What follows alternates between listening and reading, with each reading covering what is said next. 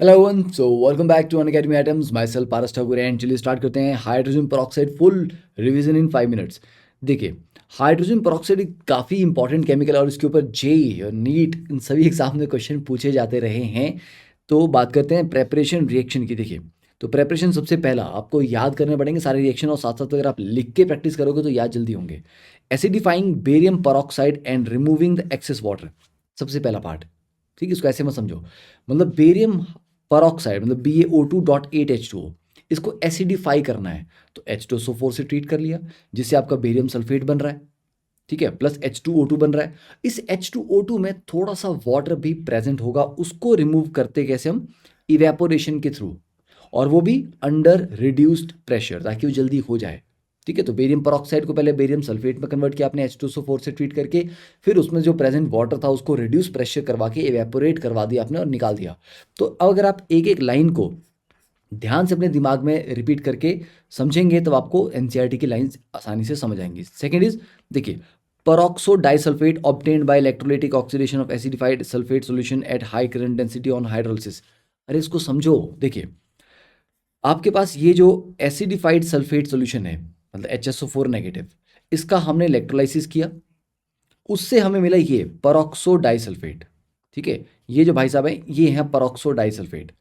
इसके हाइड्रोलिसिस से हमें H2O2 मिलता है, तो क्या बोलेंगे हम? परऑक्सो डाइसल्फेट के हाइड्रोलिसिस से H2O2 मिला। और वो परऑक्सो डाइसल्फेट कैसे बना था?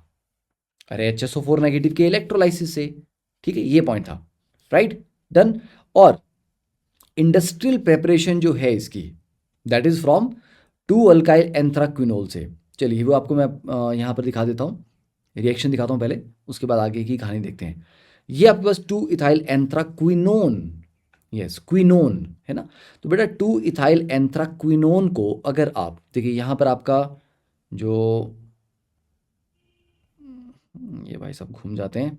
देखिए, 2 इथाइल एंथ्राक्विनोन में ये डबल बॉन्ड O है, डबल बॉन्ड O है। ठीक है, कीटो ग्रुप है। इसकी अगर मैं रिडक्शन कर रहा हूँ H2 पैलेडियम के साथ, तो ये मेरा 2 इथाइल एंथ्राक्विनोल बन रहा है। यहाँ पे OH आ गया। ठीक है, ध्यान देना, ये डबल बॉन्ड आगे यहाँ पे शिफ्ट हो गया, ये डबल बॉन्ड यहाँ शिफ्ट हो गया। ठीक है, तो इस तरह से इसको थोड़ा ध्यान देके करना कि ये 2 इथाइल एंथ्राक्विनोल में कन्वर्ट हो रहा है। इस 2 इथाइल एंथ्राक्विनोन क्विनोल को वापस से अगर मैं O2 के साथ ऑक्सीडाइज करता हूँ तो उसमें ये एंथ्राक्विनोन मुझे मिल जाएगा, plus H2O2 as a by product मिलेगा। तो इस रिएक्शन की यहाँ पे बात हो रही है, तो ये रिएक्शन आपको विद स्ट्रक्चर पता होना चाहिए। ठीक है, तो in this case 1% H2O2 is formed, it is extracted with water and concentrated to 30% by mass under distillation, sorry by distillation under reduce pressure. ठीक है, फर्दर उसको 85% तक भी कर सकते हैं। चलो वो उतना ही इंपॉर्टेंट नहीं है, इंपॉर्टेंट ये इसका प्रेपरेशन कि एंथ्राक्विनोल को O2 से आपने ऑक्सीडाइज किया तो वापस एंथ्राक्विनोन मिला, और प्लस बाई प्रोडक्ट आपको H2O2 मिल रहा है। फिजिकल प्रॉपर्टीज ऑलमोस्ट कलरलेस और लिक्विड है, ये वेरी पेल ब्लू कलर का मिलता है अगर प्योर होगा तभी, अदरवाइज नहीं। And miscible with water in all proportion, मतलब किसी भी रेशियो में अगर आप उसको पानी के साथ मिक्स करते हैं तो ये मिक्स हो जाएगा और एक हाइड्रेट बनाएगा H2O2.H2O। राइट, और 30% सोल्यूशन जो इसका, अब देखो वॉल्यूम स्ट्रेंथ में आपको नहीं पढ़ाने वाला हूँ भी, क्योंकि मोल कॉन्सेप्ट में आता है, ये अलग से टॉपिक है। अगर आप चाहते हैं तो मुझे कमेंट्स में बता दीजिए। देखिए, 30% सोल्यूशन ऑफ H2O2 जो है उसको मार्केट किया जाता है एज अ 100 वॉल्यूम। मतलब वो जो 30% सोल्यूशन है, अगर उसका आप 1 ml लोगे, वो डिसोशिएट करके 100 ml O2 जनरेट करेगा, ये उसका मतलब है।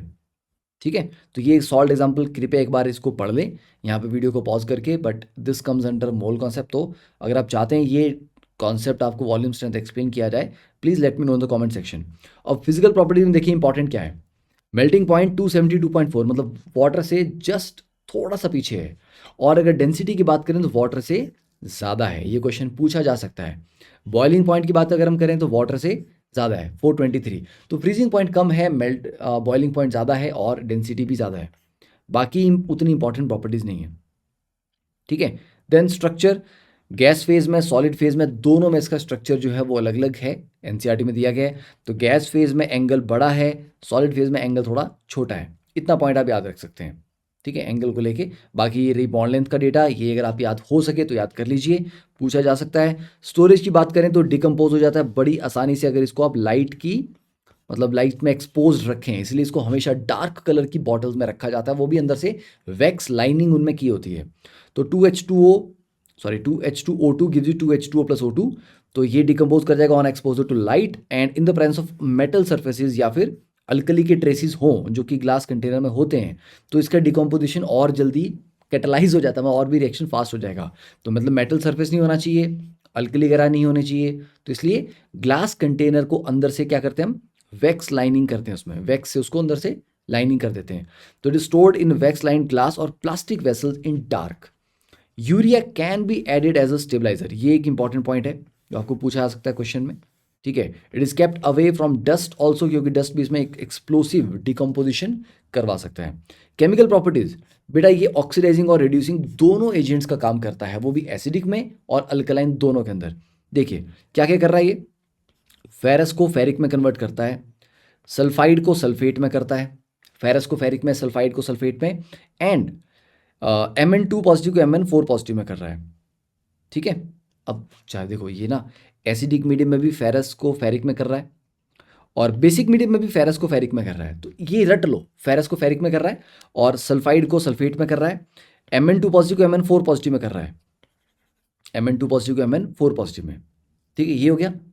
देन अगर हम रिड्यूसिंग एक्शन की बात करें, ये तो था ऑक्सीडाइजिंग एक्शन, अब रिड्यूसिंग एक्शन की अगर हम बात करें तो KMnO4 नेगेटिव को Mn2 पॉजिटिव में कन्वर्ट करता है। ये रिएक्शन काफ़ी कॉमनली आपने पढ़ा हुआ है, ये रिएक्शन हमें रिडॉक्स में बैलेंसिंग के लिए भी पूछा जाता है, तो ये रिएक्शन तो आपको याद ही करना है लिख के। And HOCl plus H2O2 gives you H3O positive plus Cl negative plus O2, ये भी एक इंपॉर्टेंट रिएक्शन है, ये भी आपको पूछा जाता है। Then I2 plus H2O2 plus 2OH negative 2I negative, तो यहाँ पर भी इसका रिड्यूसिंग एक्शन और KMnO4 को MnO2 में कन्वर्ट कर रहा है।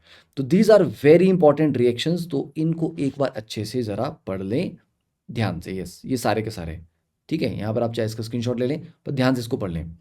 एंड यूजेस देखिए क्या क्या है।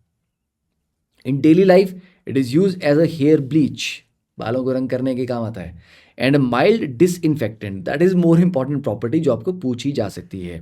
As an antiseptic it is sold in the market as perhydrol, इसका नाम क्या है मार्केट में, पर हाइड्रोल। अगर एज ए एंटीसेप्टिक आप इसको यूज करना चाहें तो it is use to manufacture chemicals like sodium perborate and percarbonate which are use in high quality detergents. Then it is use in the synthesis of hydroquinone, ठीक है, tartaric acid and certain food products. Then it is employed in the industries as a bleaching agent for textiles, paper pulp, leather, oil, fat, etc. And now it is also used in environmental chemistry, ठीक है, for pollution control treatment of domestic and industrial effluents, effluents मतलब solutions, oxidation of cyanides, restoration of aerobic conditions to sewage waste। ये बड़े important है, ये आपको देखने में लगेगा कि ये सर ये क्या है, पर ये बड़े इंपॉर्टेंट बेटा, इसके ऊपर क्वेश्चन आ सकता है बिकॉज आजकल एनवायरमेंटल वगैरह के ऊपर ना काफ़ी ज़्यादा चीज़ें पूछी जा रही हैं, ठीक है। तो दैट्स इट। एंड बाकी अगर आप लोग लेक्चर एंजॉय करते हैं तो use the code PT live and subscription join कर सकते हो। और अभी एक बहुत अमेजिंग ऑफर भी आया नया। और बाकी अगर आपने UA लाइट ज्वाइन कर लिया तो अच्छी बात है, अगर नहीं किया तो ये PT लाइव कोड लगा के इसको कर लीजिए। 3 मंथ्स यहाँ पर आपको देखो क्या क्या मिल रहा है, test series plus test analysis plus practice session, तो आपको 30,000 प्रैक्टिस क्वेश्चंस का एक्सेस आपको मिलता है और full coverage of test as per the latest pattern. तो IIT JEE 2022 के लिए 23 फुल सिलेबस, 8 मेंस के और 15 एडवांस के टेस्ट हैं, और 2023 के लिए 10 यूनिट टेस्ट हैं, 22 sectional part test plus 16 full test, right. तो ये 13 Feb से स्टार्ट हो रहा है, okay. Use the code PT live. इसकी प्राइसिंग डिफरेंट है, 3 मंथ्स का प्राइसिंग 1499 है, 6 मंथ्स का आपका 2500 सॉरी 2449, 80 मंथ्स का 4199।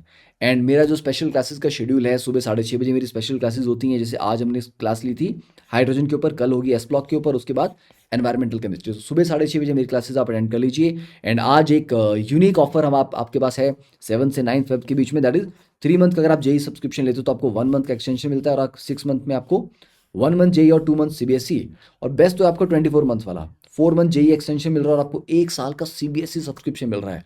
तो परफेक्ट टाइम है, अगर आप लोग सब्सक्रिप्शन ज्वाइन करना चाह रहे हो तो PT लाइव कोड लगाइए, जल्दी से प्लेटफॉर्म पे आ जाइए एंड पढ़िए बेस्ट एजुकेटर से, इंडिया के बेस्ट एजुकेटर से, ठीक है। और बाकी ओपन हाउस सेशन हम शाम को करेंगे आज 7 PM, राइट। तो वो भी आप ज्वाइन कर लें PT लाइव कोड लगा के अनअकैडमी लर्निंग ऐप के ऊपर।